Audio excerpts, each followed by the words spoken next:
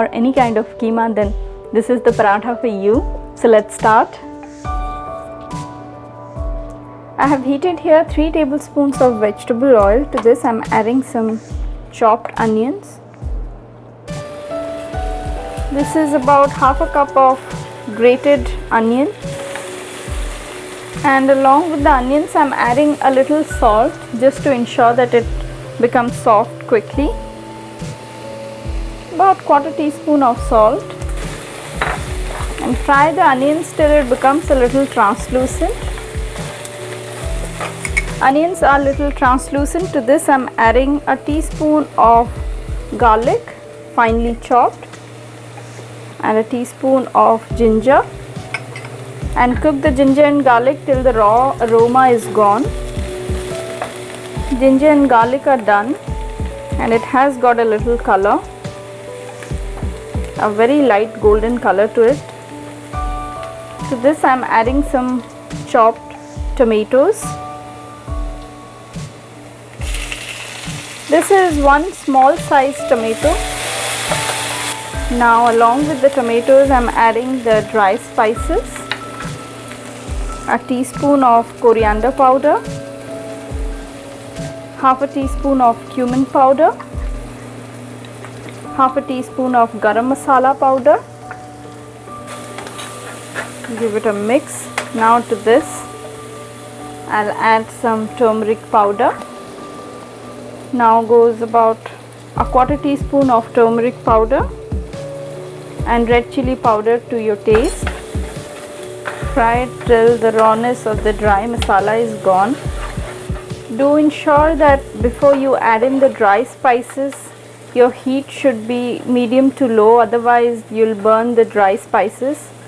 And if you're not very comfortable adding dry spices to the pan, then you can do one thing. You can take all the dry spices and add a little water to it, and then you can add it to the masala. In that way you are not scared of getting your dry spices burnt. This is done now. To this I'll be adding the chicken keema or the minced chicken. This is 1 cup of minced chicken, and do ensure you are mixing it continuously, otherwise the lumps will be formed. Now along with this I am adding some salt to season it well. Keep on mixing it. It took me about a minute or 2 to get this chicken completely cooked through. Now finally to this I am adding some chopped coriander, but before that I switched off the heat because this is done.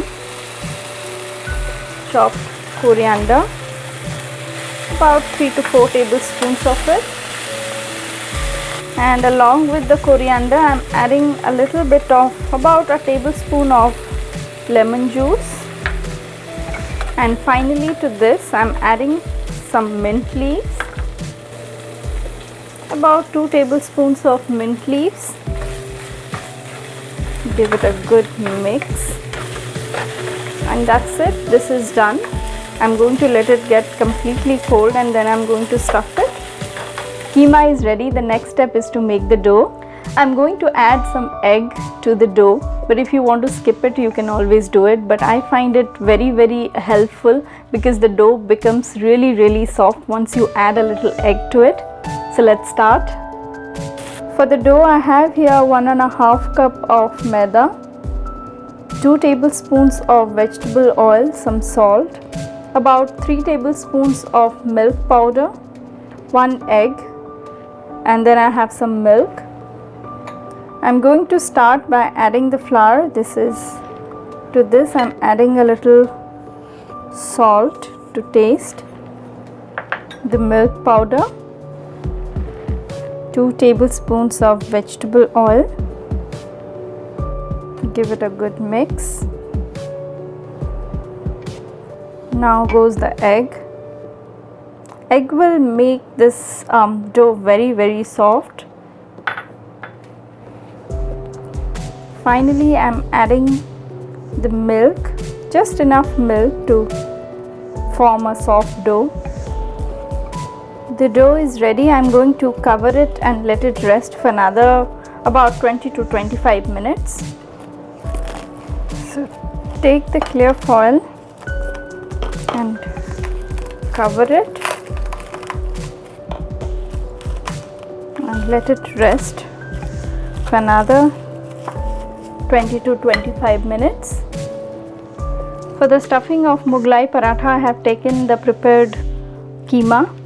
To this I am adding beaten egg.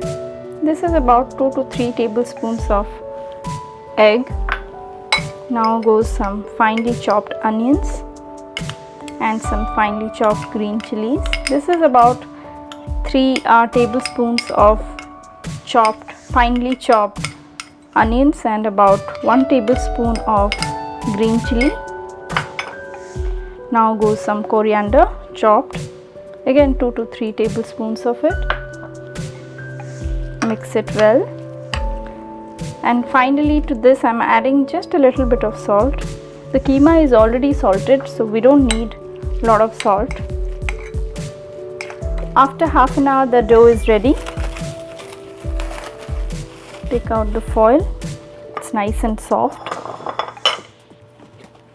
I'm going to reknead it a little bit, and I'm going to add a little oil to it. Then take a small portion in your hand.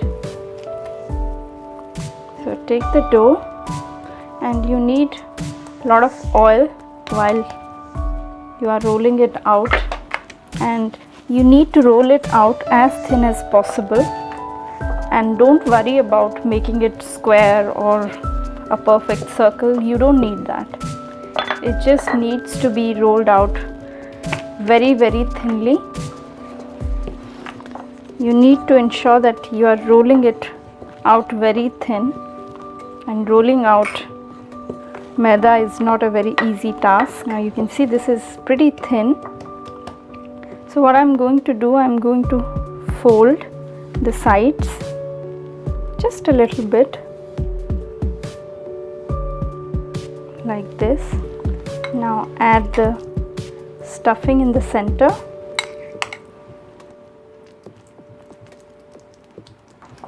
And fold it like this, like an envelope. Look at this. This is done, nice and thinly rolled out. I'm going to cook it in the pan. The pan is nice and hot. I'm adding a little oil to it. Now add the paratha. I like to spread it a little with my hand. I have seen a lot of people deep frying the paratha, but I like to shallow fry it. Shallow fry it till it becomes nice and golden brown from both the sides. Time to flip it. Look at this. This is nice golden and brown, and we want the same color on both the sides. Don't have to fry it on high heat. Keep the heat on medium so that it becomes nice and crispy from outside and soft from inside. So this is nice golden and brown from both the sides. You can see that. This is ready.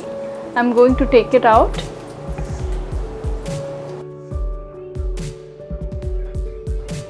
Paratha is nice golden and brown from outside, and you have that very delicious keema inside, and then the texture of this paratha is very soft, and that's because of the egg. Normally a Mughlai paratha is served with some potato curry, but I really don't have patience to make the potato curry, so I'm going to eat it as it is. Do try this very delicious paratha recipe, and don't forget to let me know about it. We will meet next time. Don't forget to subscribe. Till then, bye bye.